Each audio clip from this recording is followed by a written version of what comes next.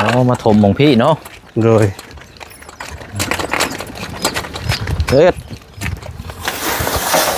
เอาเดี๋ยวจะย่างไปเบิ่งทางนั้นเนาะอันนี่แหละมื้อนี้เฮาเข้ามาอีกรอบนึงก็พอดีอยากถามทั้งอันอ้ายกับแม่นี่แหละสองอีกทีนึงเด้ออันน้ำ ซ้ำปลาได้ใช้ยังอยู่บ่มีบ่เซนมันเอามามอบให้2กระสอบยังลายอยู่บ่ ยัง2กระสอบเลยโอ้อันนี้เฮ็ดนํกัน2คนบ่อ้ายบ่เพิ่นเฮ็ดผู้เดียวเพิ่นได้ผู้ค้ามีแต่ผู้ค้าคนดินเพิ่นเฮ็ดอันนี้อ๋อทางอ้ายนั่นคนดินอย่างเดียวผู้ค้าคนดิน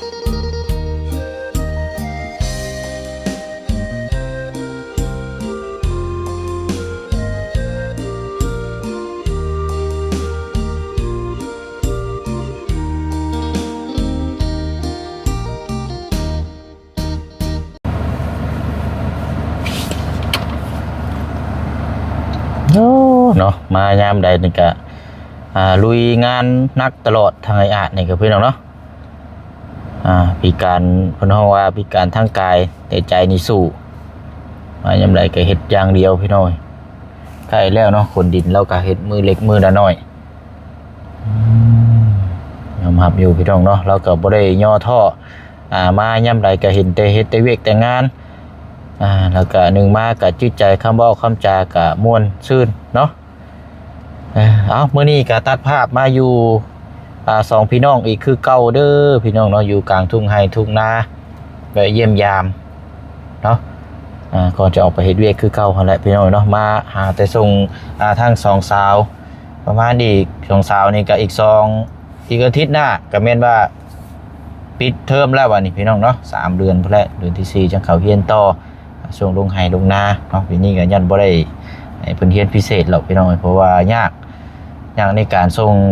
ไปมาเพราะว่าคือช่วงนี้ก็คือผู้เชี่ยวนี่บ่ได้คอยเฮ็ดงานเวียกแถวใกล้แน่มีแต่ว่าออกต่างเมืองนะพี่น้องเนาะก็เลยยากแน่กับทางลูกๆก็คือว่าอ่านออกก็คือว่าเขียนคือว่าโอเคแล้วนะพี่น้องเนาะมาเยี่ยมยามอัปเดตนำทางไอ้อาจอีกมื้อนี้ก็พี่น้องเนาะกับสบายดีและสวัสดีพ่อแม่พี่น้องเบิดสุขุสุคนคือเก่าคือเดิมพี่น้องเนาะเปิดภาพเปิดกล้องมากะอย่าพึ่งอย่าเบื่ออย่านายกันเด้อพี่น้องเด้อเนาะพอดีเห็นทางครอบครัวเนาะทางข้าเจ้านี่แหละพี่น้องเนาะเวียกงานกำลังเริ่มปลูกสร้างเห็ดในส่วนโตแหละพี่น้องเนาะมีการต่อกระเทิบเห็ดคอกไก่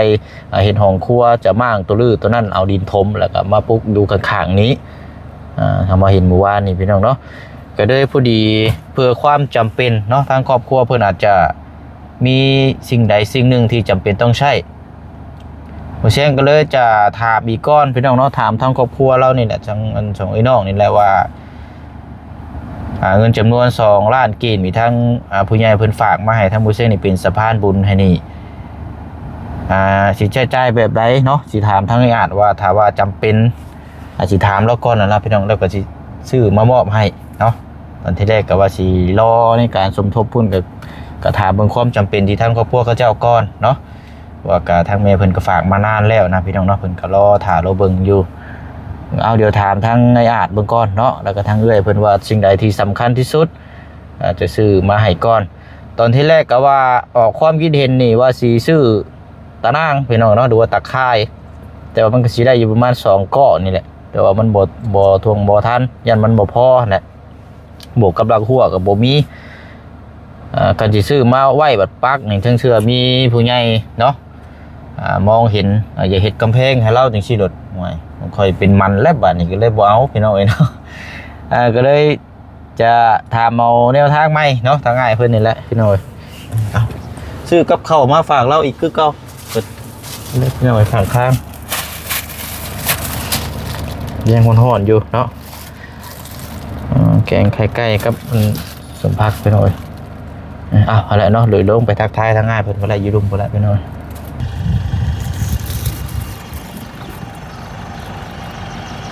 เนาะเปิดภาพมาก่อนจะเข้าไป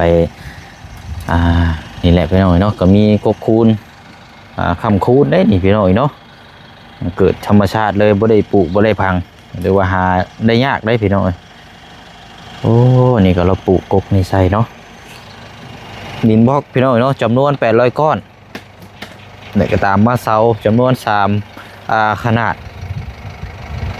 15ยาว3.50 เมตรเก้าต้นเนาะแห่ทรายคือเก่าคือเดิมแล้วพี่น้อยโอ้เนาะใกล้แล้วความฝันใกล้สิเป็นจริงแล้วเนาะใกล้แล้วมายามใดเฮ็ดเบียกตลอดไปดีเด้อบ่เที่ยงเด้อโอ้ยเอาอ้ายเนาะมีไผแน่มันมามื้อนี้อ้ายผมขอโทษเด้อมีไผบ่เที่ยงแน่บ่เที่ยงคนแรกอ๋อเนาะเดี๋ยวเช้าดิเนาะอันนี้เนาะโดยก็บ่เช้าไข่ย่อยเนาะโดยฮ้อนแน่มื้อนี้ดึกนี่เนาะนี่พี่น้องเนาะก็ยังอันนั้นอยู่บ่อ้ายอาการยังชันอยู่บ่ยังสั่นอยู่นั่นเป็นแต่ก็ทุเลาลงหลายแล้วโอ้อันทางยาเฮาได้สะเบิดแล้วบ่ยังเลยบ่เที่ยงยังกินสม่ำเสมออยู่เนาะกินสม่ำเสมอแต่เพิ่มอีกครึ่งเม็ดเพิ่มเวลาหนึ่งเพิ่มเวลาเที่ยงเพิ่นให้เพิ่มเวลาเที่ยงเลยจะดีขึ้นพอบวกกับทางง่ายนี่เฮ็ดอันเวียกแน่แท้เนาะโดยร่างกายก็เลยแบบฟื้นตัวแน่เนาะโดยเราก็ใครอยู่เหรอวะใครร้ายแล้วบ่เสียงเลยมันบ่สั่นแห้งคือแต่เก่าแต่ก่อนนี่สั่นแห้งบ่ก็ยังสั่นอยู่แต่ว่าก็ใครร้ายแล้วแต่ว่าก็ดีขึ้นดูเนาะโดยคันถ้าเฮาตื่นเต้นแห้งก็สั่นแห้งคือเก่าหั่นล่ะโดยอันนี้โย่ไปไว้มองได้อ้ายนี่นะมองกอกหน้าไม่ได้บ่เสียงโอ้ไปจะไปเบิ่งก่อนหนูลองไปเบิ่งอยู่ค่ะ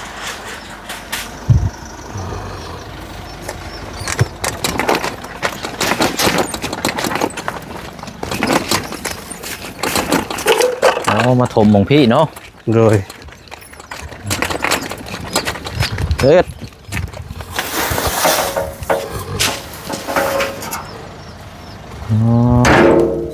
ผมเนี่ยเอาอันนั้นมาอันนี้บ่บานนี่ว่าเทปูนเนาะคืออันว่าวเขาเนี่ยเนาะโดยโอ้มันก็สะอาดคักแล้วคันว่าเทปูนใช่นี่คักปัญญังแล้วเนาะถึงเลยเลี้ยงมันนี่เลยเอามาน้ำไว้ก่อนบัดนี้เนาะโดยให้มันเจ็บมันยังละเขาจังเทปูนลงไปโดยมันจังเวลาดินตัวนี้ยุบเลยปูนมันจังบ่แตกโดยกินแล้วบ่เข้าไอ้กินข้าวจี้ไปก่อนหนึ่งแล้วบ่เสียข้าวจี้เลยเนาะโดยข้าวจี้อยู่ใช้ข้าวจี้เพิ่นซื้อมาฝากแต่ดีแต่เมื่อวานนี่บ่มื้อเช้านี่คือว่ายังบ่ทันได้มีไผมาหาคือว่าได้กินข้าวใส่เพิ่นซื้อมาเดี๋ยวอันนี้เฮาก็ซื้อมาฝากอีกคือเก่าเด้อโดยขโมยข้าวไก่แล้วพอได้อยู่ได้กินเนาะทั้งเรื่อยเพิ่นนั่นบ่เกลือเป็ดเกลือไก่บ่เกลือไก่อยู่เป็ดกับไก่แล้วเนาะเลี้ยงเป็ดเลี้ยงไก่เนี่ยพอได้เลี้ยงชีพเนาะพอได้แก้ไขเวลาจำเป็นมาทีนี่ถือยึดมั่นอาชีพเลยได้นี่โดยพอได้แก้ไขเวลาขัดสนมาขัดสนบุญไหวและคันสิว่ากันเนาะโดยพอได้นี่คันเฮาบ่มีอย่างนี้โอ้ยยากได้โดย10,000 5,000นี่ไปยืมใช้บางคนบ่ได้ให้ได้บ่ให้แล้วยากได้เนาะโดยคันว่าเพิ่นบ่ใส่ใจดีโดอันนี้เฮายังว่าเฮามองบ่เห็นกับใครแน่เนาะเอามีอาชีพเลี้ยงเป็ดเลี้ยงไก่เด้อก็ตัวนึงให้นึงเท่าไรก็จะว่ากันไปพอได้ในครอบครัวแหละเนาะเลี้ยงดีแล้ววันนี้อันสิเริ่มเคลื่อนย้ายตัวนี้ออกมื้อใดซะนี่จักนำเพิ่นเฮ็ดตัวนั้นแล้วพุ่นแหละเคลียร์ตัวนั้นบ่เลยสบายดีแม่เด้อเฮ็ดกินยังนะปวดกิจีกิจีนะมันของขิงว่าเฮานี่บ่ว่าคักแล้วโดยแม่เวลาเกลือไก่เนาะอันนั้นแกงใช่หน่อไม้เนาะคักได้กิจีโดยใจละลายเด้อแล้วพากันอันนี้รถไว้กินจางเซ่บ่เสียงเลยจะเป็นอะไรมีสิล่มแล้ววะแม่จะเป็นอะไรโอ้ยเนาะตามันยังมืดย่างก็สิล่ม เบิ่งใกล้ๆซึ่งนี่ก็เห็นอยู่บางจีพอมันตีเลยนี่ เกี่ยวกับสายตานี่โอ้เนาะยากแหละเนี่ยเดี๋ยวเดี๋ยวจังย่างไปเบิ่งทางนั้นเนาะอันนี่แหละมื้อนี้เฮาเข้ามาอีกรอบหนึงก็พอดีอยากถามทั้งอันอ้ายกับแม่นี่แหละสองอีกทีหนึงเด้ออันเรียนว่าเพื่อมีแนวจำเป็นที่สุดที่ว่าชุมเจ้าที่จำเป็นต้องใช้เดี๋ยวนี้เด้อนะ โอ้ย ตอนที่แรกนะเฮาว่าสิรอถ้าสมทบนี้แต่ว่าเฮาถามชุมเจ้าก่อนเงินจำนวน2 ล้านนี่แหละว่าทางง่ายนี่สิให้ซื้อหยังมาให้มอบให้ก่อนหั่นนะเอาที่ว่าเฮาสำคัญที่สุดนั่นแหละแล้วเฮาสิซื้อมามอบให้เลยลองคิดเบิ่ง บ่ได้จำเป็นหยังนะดูธรรมดาเนี่ย ข้าวน้ำ ซ้ำปลาได้ใช้ยังอยู่บ่ มีอยู่บ่แซนมันเอามามอบให้2กระสอบ ยังหมดยังหลายอยู่บ่ ยัง2กระสอบเลย อืม บ่มีหยังจำเป็นนะบ่เสียง มีหยัง เงินว่า กันว่ากับข้าวกับน้ำก็เฮาก็หากินไปกันว่าข้าวเพิ่นก็มามอบให้เด้อเด้ อืม มันเป็นหยังดอก เอาไว้สมทบกันแล้วบ่เสียงเอ้ย เอาไว้อยู่ เอาเก็บฉันก็เฮาก็สิเก็บไว้รอพอได้ซะเนาะ โดย ถามเบิ่ง คัน กันแหล้ว ว่าคัดสนยังผู้ค้าทักซี่ขอความช่วยเหลือนำบ่เสียงดอก โดยเจ้าอัน คันว่า ว่า บ่เสียงบอกไปสิแล้วก็สิ แม่น โดย คัดว่าคัดซุนยังนั่นกับเจ้าก็เช็ดหาบอกเฮาเด้อ โดย เฮาจังสิเข้ามาเพราะว่าทางแม่เพิ่นซอยนี่เพิ่นว่าใส่ซอยแบบใดก็ได้เพราะแต่ว่าในครอบครัวชุมเจ้าหั่นแหละแล้วเฮาก็เลยมาถามเบิ่งอีกทีนึงว่าสิชื่อตาค่ายตานางก็มันก็ยันบ่พอกับบวกกับถึงเสาซื้อหยังแน่เนาะ โดย ถึงเสื้อซื้อตาค่ายตานางมามอบให้แล้วหรือถึงเสื้อมีช่องไหนช่องหนึงมาหลุดมาแจ้งหรือว่าสิเฮ็ดกำแพงให้หลุดพอแห้งแล้วเนาะ เอาไว้เพราะมันบ่จำเป็นนี่สังดอกมันจำเป็นก็คือเฮือนคือยังบ่อยู่เฮานี่แหละแต่ก็บ่จำเป็นหยังก็เพิ่นยังยัดหมู่ใหม่ เดี๋ยวเอาเบิ่งเนาะฉันก็มีแต่ว่าจะเก็บไว้ก่อนซะเนาะ โดยบ่เสียงเก็บไว้ก่อน เก็บไว้ก่อน เก็บไว้เก็บไว้สมทบสร้างเงินสร้างซ่านนั่นแหละ โดยกันว่า เพราะว่าคันคัดสนอย่างเดียวผู้ค้าหักสิบอกบ่เสียงดอก โดย โดย ได้เนาะอันนี้อันสิเฮ็ดมื้อนี้บ่ซะตัวนี้นะไอ้ บ่ทันได้เฮ็ดแต่บ่เสียงเลย เอาถมไว้ก่อนเนาะ ทุ่มไว้ก่อน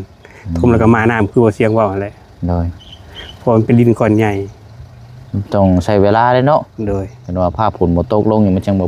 มันจังสิเปื่อยเนาะ โดย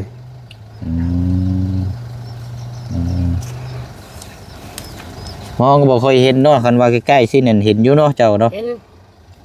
ใกล้ๆเห็นนี่ลายมือก็เห็นเบิด อืม มันไปมองว่ารถเจ้าก็อยากงัวเขาอีกเติบไปกว่างัวหักแต่ว่ามันรู้ใจที่ว่ามันหัวนี่มันอธิบายบ่ถูกแต่มันเจ็บหรือมันยังมันอ่อนเพลียไปเบิดน้ำแถวหัวในเขตนี่ขึ้นไป โอ้ แต่มันเจ็บมันเป็นอะไรอธิบายบ่ถูกว่ามันยุ่งขนาดมันแบบมันอยู่บ่ม่วนว่าสิซะ เป็นชงลงชงเลงเนาะ นั่น คล้ายๆว่าสมองบ่โล่งหั่นแหละเนาะ แม่น มันยังแบบมีหยังสักอย่างนี่แหละเนาะคั แม่ น น สิ ควา ว่าม ลงความลืมนี่ก็ลืมคักอะไรมีแต่ลืม อืม ไปบอกเกี่ยวกับเส้นประสาทตากับนี่แหละผู้ชมแถวๆนั่นมือแหละ โดย แถวมันจะปวดแถวอันนี้อธิบายบ่ถูก อ่า มันเป็นเกี่ยวกับตานี่แหละแบบมันบ่ซื่นบ่ สุ สัน ข ใน ภาพ ตา ร่างกายเนาะ แม่น อืมเอาซะจังใดก็รอก่อนน้อยเนาะเงินจำนวนนี้มีแต่ว่ารอให้ทางบ่เตียงเพิ่นดำเนินการ โดย แล้วจังสิตามเข้ามาอีกสมทบอีกเทื่อนึงเด้อทาง โดย เตียงเพิ่นบ่ดำเนินการเฮาก็สิรอเบิ่งนํกันนั่นแหละเนาะ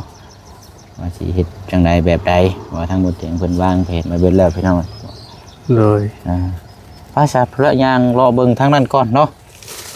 ยางเบิ่งกันห้องครัวของเพื่อนชาญอันที่ว่ายกย้ายใหม่ก่อนเป็นจังไดเนาะสิได้เคลื่อนที่แล้วบ่ เ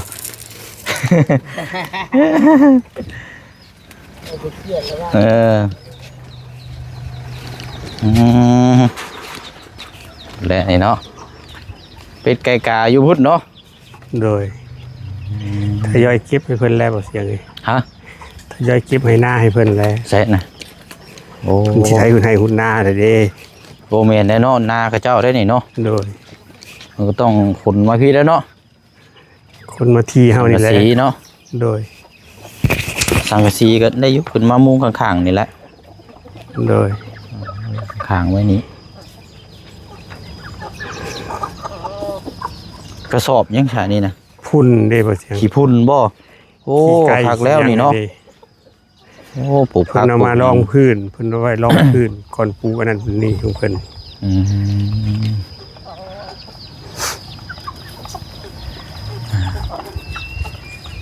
โอ้เนาะธรรมชาติเด้เนาะพี่น้องเนาะ อืมหน้าให้นี่งามและเขานี่ นี่บ่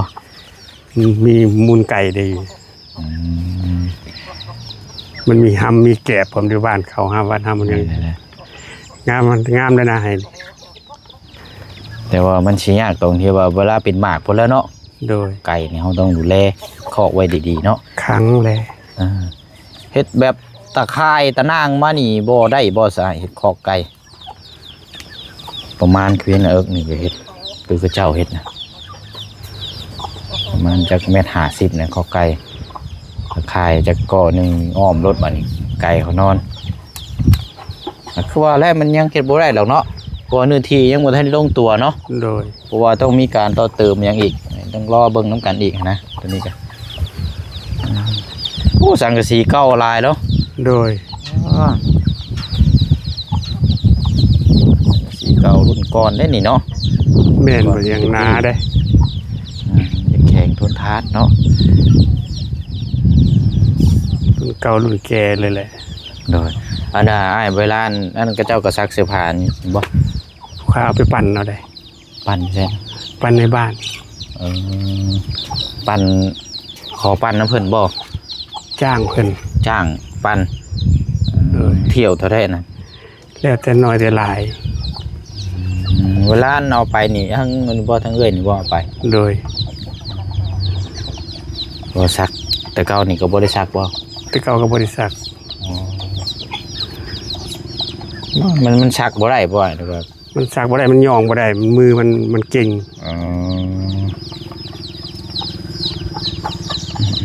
อะไรแต่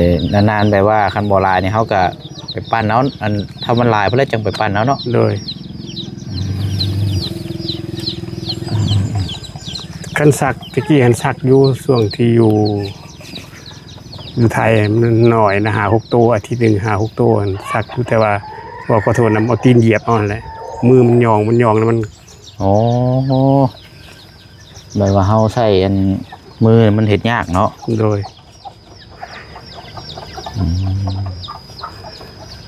เอาเนาะโอ้เนาะเป็ดไก่กากันเนาะ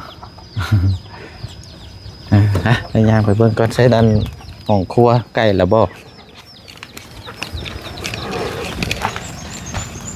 ครัวห้องน้ำเนาะ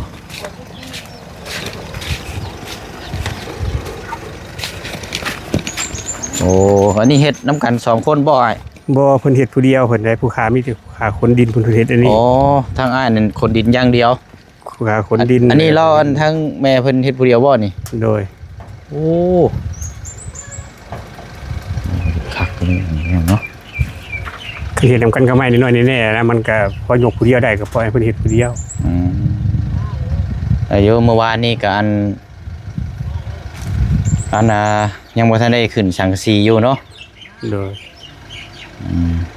วันนี้มาขึ้นหลังคาเลยวันนี้ก็แล้วเลยแอมนี่เนาะแล้วก็โยกย้ายมาไว้หมกหนึ่งเข่าหนึ่งน้ำอะไรอยู่ดอกพี่น้องปลูกสร้างอยู่นี่ก็ใครอยู่คำโบต้องโยกย้ายป่ะนี่ โดย ก็อยู่เลยอยู่ดอกทางบ้านผีเมืองนอกเนาะบ้านใกล้เคียงเพิ่นก็ไปมาหาสู่แวะถามไทยอยู่เนาะ โดย ไปเยี่ยมยามหักแพงกันอยู่ใครโทรมาหาเรา ลูกสาวเพิ่น ผู้ที่ว่าอันอยู่ปากช่องนี่บ่ โดยผู้นั้นแหละโทรมาถูกเพราะว่ามันก็บ่ค่อยสบายแน่นะ เขาอันป่วยเป็นโรคเบาหวานซั่นบ่ เป็นเบาหวานแห้ง โอ้ตายเนาะ จอยหลานก็จอยแถวว่าน่าสงสารเห็นแล้วก็น่าสงสาร มีลูกน้อยนำบ่ มีลูกน้อยนำ ลูกน้อยจักปีไอ้ เรียนอยู่ป โอ้ .5 ป .4 ป ยังน้อยอยู่นี่เนาะ .5 เขาปี10 ปี ผู้หญิงบ่คือผู้ชาย ผู้ชาย ผู้ชายเนาะแล้วได้ลูกนํกันจักคนน่ะนะ คนเดียวนั่นแหละบ่เจ้า ได้ลูกคนเดียวเนาะ โดย เท่ากับนี่อยู่กับสามคนเนาะ โดยพ่อแม่ลูก พ่อแม่ลูกเนาะ โดย แต่ว่าเราเป็นเบาหวานแห้ง คนอายุยังน้อยอยู่คือเป็นเบาหวานกันยังว่าอยู่ อายุจักปีนะหลาน 30ปลายอะไรบ่สิ โอ้มันก็ปกติได้บ่ได้เลือกได้มันอาหารการกินนะเฮาแหละ เห็นร้านมามื้อนั้นก็จ้อยเอาแถวว่าก็คืออีดูร้านก็โอ้ยเฮ็ดจังได๋ผู้ค้าก็ได้แต่ถามไทยนั่นแหละว่าเป็นจังได๋ร้านเอ้ย อืม ซอยเรือยังบ่ได้แล้วการเจ็บกันเป็นเนาะบ่เสียงเนาะ โดย คันแบกนักแบกหนายังว่าเฮาสิซอยแบกซอยหามการเจ็บกันเป็นนี่ซอยบ่ได้แต่ถามนั่นแหละ ถามเรื่องสุขภาพนี่มีแต่ให้กำลังใจหั้นแหละเนาะ โดย มีหยังครับก็ซอยกันไปหั่นแหละคือว่าแหละเอาที่เฮาซอยได้นะกันว่านั่นก็ให้เรามาเยี่ยมมายามดูแลมาเยี่ยมมายามมาหาอีกกำลังใจหนึงแล้วก็จังพากันเมื่อมาอยู่ดอกมาดอกเอาจังไดก็ตามนั้นแหละพี่น้องเนาะมาเยี่ยมมายามอัปเดตเบิ่งน้ำการติดตามเบิ่งน้ำการอีกนั่นแหละมื้อนี้ก็สภาพอาการนี่ก็คิดว่าสิตกหรือว่าบ่ตกเนาะ หรือว่ารอให้เฮ็ดเฒ่าก่อนมาจักเนาะ เฮ็ดเฒ่าเฮ็ดเปื่อยก่อนมาจักเพราะว่าช่วงนี้นี่เฮ็ดออกเลย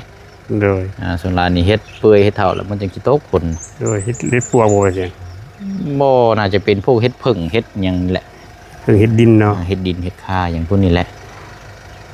บ่น่าจะตกหรอกแต่มันเอาคึมๆซื่อ เอาเฮ็ดปวกบ่ ๆเอาเฮ็ดปวกจังกะเอาอันไหนเนาะเรากำลังลมกับลูกอยู่พี่น้องเนาะเป็นกำลังใจให้เอาตามนั้นเด้อสะอ้ายเด้อ โดย นั่นแหละเขามาถามเรื่องราวตัวนี้แหละไม่แต่ว่าก็คือทางอ้ายว่าแล้วถ้าว่ามีเหตุจำเป็นเราก็จังแจ้งบอกทางเฮาเด้อ โดย ซอยกันนั่นแหละบัดนี้เฮาก็สิได้เดินทางพอแล้วบัดนี้เมื่อวานนี้ว่าสิขึ้นไปทางโรงเรียนบ่ทันเมื่อวานนี่ทางแม่น้องเปียวเจ็บอันนี้แฮง เจ็บอีกแล้ว เจ็บส่วงก็ได้พาลงไปหาหมอพุ่นก่อนเมื่อวานนี่ก็ได้มื้อนี้สิขึ้นไปพุด เป็นยังไงเนี่ยแต่มื้อนี้ ว่าย่างลูกเด้ย่างแล้วมันเครื่องว่าช่วงเลเซอร์ใหม่นี่เพิ่นบ่ให้ย่างกับเฮ็ดยุกย่างหั้นแหล้วเพิ่นมันจะมันเจ็บนะ โดยเอาใจซอยเด้อบ่เสียงเด้อ โดย ขอให้แม่นกเปรี้ยวหายไวๆเด้อเป็นเสียงเด้อกลับมาสู่สุขภาพแข็งแรงเหมือนเดิมเด้อน้องแม่นกเปรี้ยวก็ได้ โดยขอบใจทางอ้ายหลายๆเนาะเอาอะไรเด้อเฮาเดินทางก่อนบัดนี้เด้อ โดย เอา ใจเด้อบ่เสียงเด้อที่แวะมาเยี่ยมมายามเด้อบ่เสียงเด้อที่บ่ทิ้งบ่ปาเด้อบ่เสียงเด้อ โดยเอาเนาะสู้ๆเนาะ โดย ยิงน้ำกันไปหน่อยเนาะได้เฮากลับก็ได้ไหมเด้อโดยอันนี้ก็นี่แหละพี่น้อยมันมีการปลูกสร้างต่อเติมนี่ก็ลายเติมพี่ลอกแห่ทรายนี่ก็โอ้ยเนาะมองไปทางไหนกับปลูกพี่น้อยให้ทุ่งนาป้านคันให้คันหน้าเลยเสริมต่อเติมไปเนาะหม่องมันขาดมันบิดมันเบี้ยวต่อเติมไปพี่น้อยเพราะว่าถ้าฝนตกมาน้ำสิได้ข้างเขาหน้าสิได้งามอยู่พุ่นก็ไถหุดไปเลยเนาะเอาเนาะตอนนี้เขาได้รับได้ชมอาจจะเป็นภาพที่ยังบ่ทันได้มีเข่ามีน้ำให้หน้าตะกร้ายังบ่ทันเปลี่ยนแปลงกลับมาอีกรอบหน้าบ่แน่พี่น้องเนาะไถหุดหน้าบ้านเขาบ้านน้ำไปแล้วนี่พี่น้องเปิดลำหน้าใช่บ่จักปัดนี่เนาะเพราะว่าถนนทางรถทางก็เข้ามาง่ายอยู่พี่น้องเนาะแต่ว่าภาพฝนบ่ตกก็ง่ายสะดวกสบายอยู่เนาะเข้ามาเยี่ยมมายามแล้วก็ไปตามนั้นละพี่น้องเนาะมีแต่ว่าก็คือเก่าคือเดิมเนาะเป็นกำลังใจทั้งสองพี่น้องอีกคือเก่าเด้อเนาะวันนี้ก็มาแจ้งถามเพิ่มเติมน้ำกันนั่นแหละพี่น้องเนาะว่าที่จังใดเนาะถ้ามีเหตุจำเป็นก็จังว่ากันว่านี่เนาะเอามื้อนี้ก็สิได้ล่ำลาไปอีกคือเก่าพี่น้องเนาะจะพบพ่อกัน